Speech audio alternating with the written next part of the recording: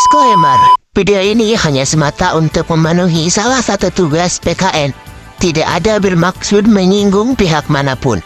Konsep dari tugas ini terinspirasi dari konten YouTube bocah-bocah kosong. Bismillah, dikasih nilai besar oleh Boros. Halo semuanya, selamat datang di program berbeda dari yang lain. Program yang kedua di Muka Bumi ini, Muka Bumi, Antariksa, Samudra Berdua, dan lainnya. Dan inilah kita panggilkan bocah-bocah Genji.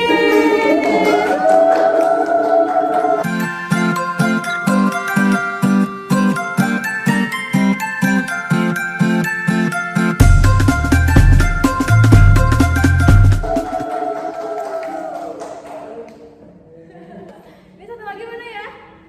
Ya, oke. Teman-teman, ini udah datang bocah-bocah Genji kesukaan kita semua. Oke, silakan duduk. Anggap aja rumah sendiri ya. Ya, duduk aja. Ini kok pada pakai baju SMA kayak gini ya? Yang pengen aja gak ada outfit lain. Gak ada mobil lain. Sebenarnya ini nostalgia. Oh, nostalgia. Oh, jadi ceritanya tuh lagi kangen sama masa-masa SMA gitu. Iya, gitu. Oh, itu pakai dasi SMA mana tuh? SMA 1 Cihaur dong. Widih. Jadi kalian itu keluaran SMA 1 Cihaur ya? Iya.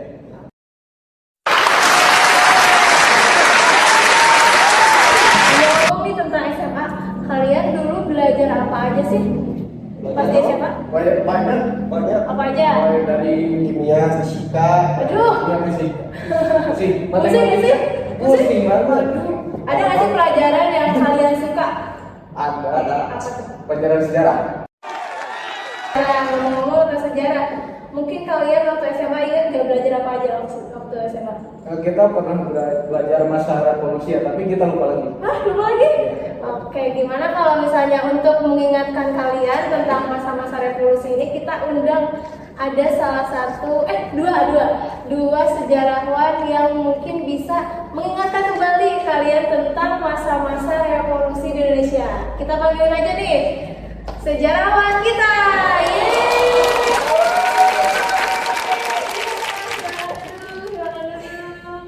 Oke, mari Mbak duduk. Apa kabar nih? Alhamdulillah baik.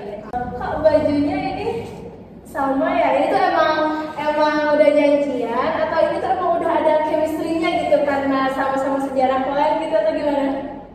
Chemistry ya? Iya. Jadi karena chemistry. Jadi kalau misalnya kalian tuh jadi sejarah pasti jadi sejarawan pasti chemistry-nya tuh kuat banget gitu ya? Oke.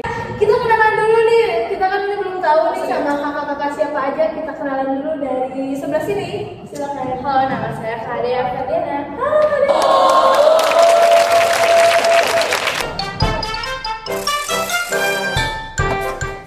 Selanjutnya, nama aku Silvi. Halo, Kak Silvi.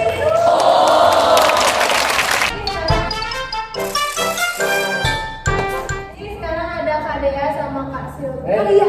Kita belum perkenalan di sini. Iya, kalian pasti belum tahu ya sama bocah-bocah geng ini siapa? Ayo kita kenalan dulu.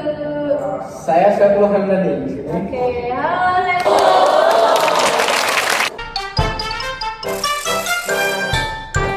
Saya Ujang Yusef. Hah? Udah Yusef.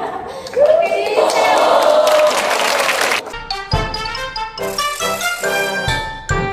Tadi katanya belum perkenalan. Oh iya, aku belum kenalan ya. Oke, perkenalkan nama saya Rahma Sinter Fadila.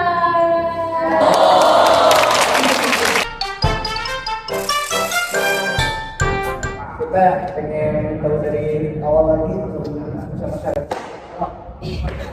Nah, gue biarin aja deh. A few moments later.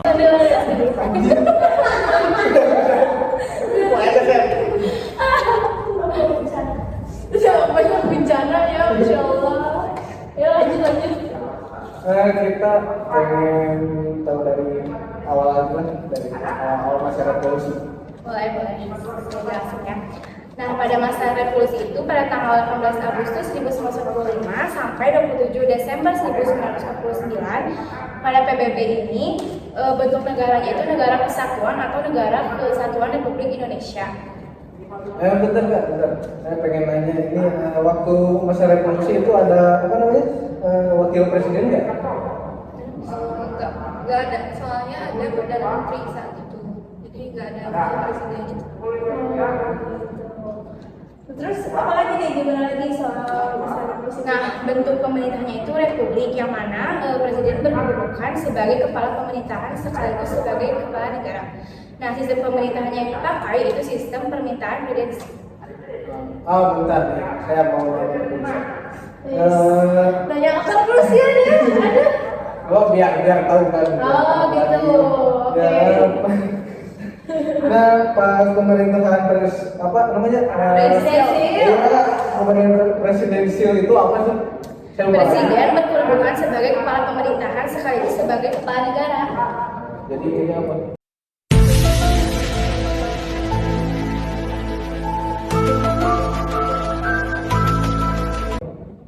Ya intinya yang tadi lah pokoknya. Kamu gimana sih, kamu nyimak gak? Ya sih, tadi kan aku bacain. Sabar. Langsung kayak gitu. Jadi sistem presidensial itu di mana kepala pemerintah presiden nih itu tuh sebagai kepala pemerintahan sekaligus kepala negara. Jadi satu orang, jadi dua kepala pemerintahan dan juga negara gitu. Sampai sini paham? Paham. Oke, lanjut lagi kan ya. Nah, untuk konstitusinya Undang-Undang Dasar 1945, akan tetapi di dalam pelaksanaannya belum dapat dijalankan secara murni atau konsekuen. Bentar, kenapa belum bisa dijalankan itu? Saya bingung.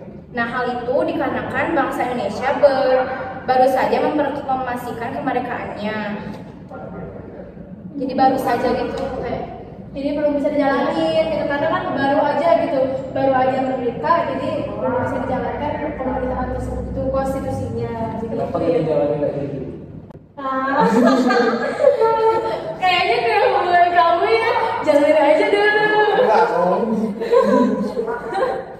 Ayo lanjut kan. Lanjut deh. Nah, kemudian pada tanggal 18 Agustus 1945 dilaksanakan sidang PPKI. Nah, sidang tersebut menetapkan Undang-Undang Negara Republik Indonesia 1945 dan mengangkat I.R. Soekarno sebagai presiden dan Dr. Andes Muhammad Hatta sebagai wakil presiden. Setelah itu PPKI menetapkan pembagian kekuasaan dengan membagi Indonesia menjadi 8 provinsi. Itu yang 8 Nah, ada Jawa Barat, Jawa Tengah, Jawa Timur, Sumatera, Borneo, Sulawesi, Sunda Kecil, dan Maluku. Tahu nggak Borneo di mana? Enggak, saya mau tinggal di Jawa Barat. Kita mah sebenarnya sama kita juga ya. Iya, oke. Nih, karena mungkin tadi kita udah banyak berbicara dengan Kak Dea, ini Kak Silvi dianggurin ya. Iya nih, masih dianggurin dari tadi. Gimana kalau misalnya kita nanya langsung ke Kak Silvi, silahkan. Oke, mungkin kelanjutannya dari Kak Dea tadi. Pada 29 Agustus 1945, Indonesia tuh mengubah sistem pemerintahan dari yang tadinya presidensial menjadi pemerintahan parlementer. Tahu nggak parlementer itu apa? enggak lupa lagi. Aduh, jadi kebanyakan banget emang ini gitu. Katanya itu pelajaran kesukaan ya. Parah banget nih. Lupa lagi kebanyakan kerja jadi. Gitu, kebanyakan kerja katanya. Lanjut Kak. Jadi kelanjutannya pada tanggal 29 Agustus 1945 dibentuklah KNIP. Tahu nggak kayak ini apa? Apa lagi nih? Ih, udah dijawab lagi dia. Katanya pelajaran kesukaan. Iya, gimana sih? Apa? Jelaskan dulu. Saya mau nanya dibentuk apa KNIP itu? KNIP. Dia kita nggak dijawab ya tadi. Ada satu pertanyaan dari bocah Genjen Tempo itu KNIP itu apa? Dan satu lagi pertanyaan dari bocah Genjen Yusuf itu kenapa dibentuk KNIP? Silahkan dijelaskan Kak Silvi. KNIP, benar. KNIP itu singkatan dari Komite Nasional Indonesia Pusat. Iya. Nah, jadi kenapa sih KNIP itu dibentuk? Jadi KNIP itu dibentuk karena waktu itu ada pernyataan dari rakyat Indonesia yang ingin hidup aman sebagai bangsa yang merdeka, terus persatuan kebangsaan yang erat gitu, terus menjaga keselamatan umum dan membantu para pemimpin untuk menyelenggarakan cita-cita bangsa Indonesia gitu. Dan terus kenapa sih harus dibentuk KIP? 괜찮아. 괜찮아요. 괜찮아. Itu dia ngejelasin. Ya lupa. Itu kayaknya pikiran itu lagi sama aja deh berdua ini. Ya, jadi gimana ya? Takut. Itu tadi dijelasin itu. Kasih lebih jelasin lagi nih. Oke, karena kenapa sih harus dibentuk KIP? Itu karena ada pernyataan dari rakyat Indonesia yang ingin hidup aman sebagai bangsa yang merdeka, persatuan kebangsaan yang erat, menjaga keselamatan umum dan membantu para pemimpin untuk menyelenggarakan cita-cita bangsa Indonesia. Oh, ya gitu ya.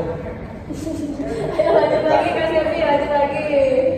Terus pada tanggal 2 September 1945 disusunlah Kabinet pertama Republik Indonesia yang mengangkat 17 menteri dan mengangkat pejabat tinggi negara. Ya. Setelah itu keluarlah maklumat pemerintahan yaitu Tahu nggak maklumat? Tahu sih tapi Ada berapa coba waktu belajar ada berapa maklumat? kalau nggak salah ada 3. Wih, betul nggak Kak Silvi? benar banget. Ternyata Gen Apple tuh masih bekerja ya otaknya ada. Ada dikit ya. Sebenarnya saya mau banget ya. Dulu pasti di sekolahnya sekarang satu ya? Enggak. Iya. Paling ranking 2. Lanjut. Kan saya tadi lupa ada 3 itu apa aja. Saya pengen tahu lagi. Oke. Yang pertama tuh ada maklumat 5 Oktober 1945. Yang kedua ada maklumat 3 November 1945 dan maklumat 14 November 1945. Dari hasil maklumat itu tuh menghasilkan apa sih? Dari menghasilkan perubahan pemerintahan. Iya. Dari Indonesia kan memegang pemerintahan presidensial ya. Iya, presidensial. Diubah jadi sistem pemerintahan parlementer ya. Kalau parlementer tahu nggak apa? Enggak, lupa lagi saya. Enggak, lupa terus. Jadi parlementer itu ketika pemerintahan di mana sistem pemerintahan dengan negara itu berbeda yang megangnya gitu kayak misal presiden itu sebagai kepala negara saja dan kalau misalnya perdana menteri itu untuk kepala pemerintahan. Betul kan kakak-kakak? Betul Ya, banget. betul. Lanjut.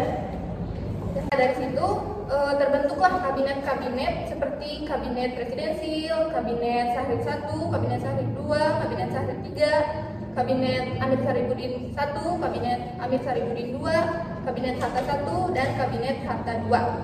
Oke. Terus dari situ juga mulailah muncul pemberontakan. Apa aja nih pemberontakan? Pemberontakan itu ada 2. Yang pertama itu pemberontakan Partai Komunis Indonesia atau PKI yang terjadi di Madiun pada tahun 1948. Pernah dengar nggak terkait Madiun? Pernah. Pernah. Oke. Ngalamin? Ya enggak. Oh. Saya sih. Cuma Bukan tahu. sama dia, tadi bukan sama dia. Bukan. Oke, lanjut Kak. Nah, yang keduanya tuh ada pemberontakan Darul Islam atau DITI Iya, iya. yang terjadi di Jawa Barat sama Jawa Tengah. Jawa Barat nih, ngalamin nggak? Enggak, kan saya belum lahir. Iya juga ya. Oke. Bapak bu? Bapak nggak tahu kemana bapak mungkin. 괜찮아. 괜찮아요. 괜찮아.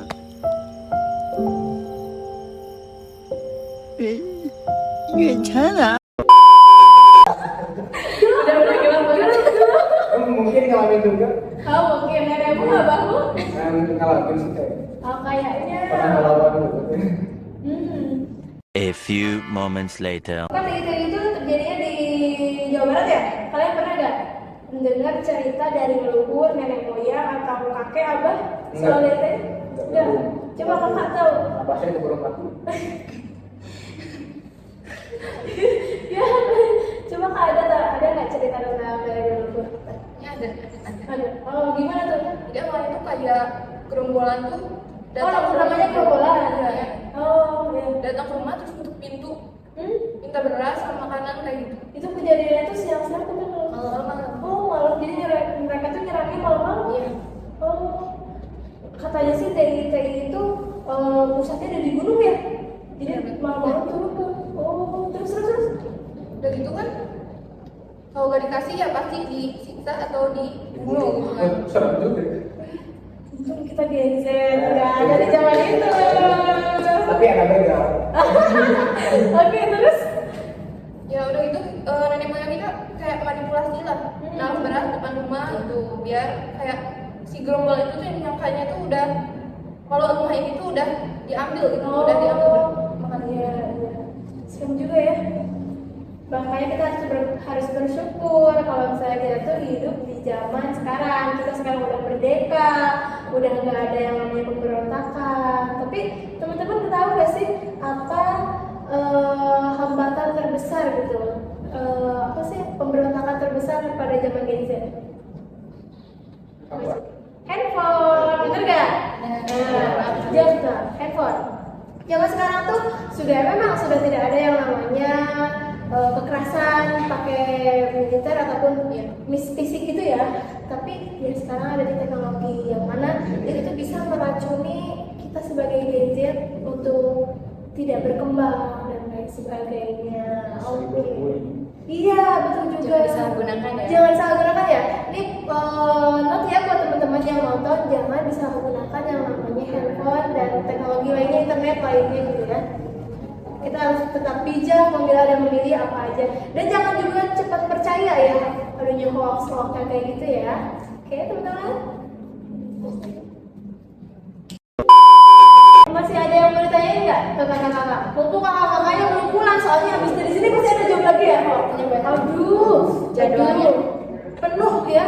Sepertinya kalian lulus. Udah. Yes. Pasti dong. Anak korporat ya. Oke. Mungkin karena udah nggak ada yang mau tanya lagi ya sama kakak-kakak, mungkin cukup sekian aja. Kakak-kakak terima kasih karena udah datang ke acara kita ini dan terima kasih sudah mengasih ilmu kepada kita gitu, bersama kepada kita sebagai Terima kasih.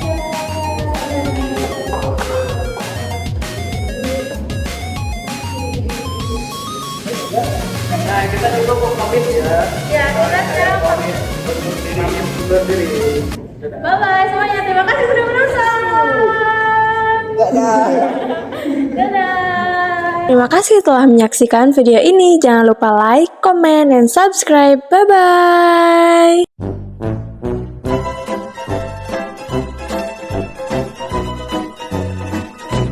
Terima kasih telah menyaksikan video ini. Jangan lupa like, comment, dan subscribe. Bye-bye.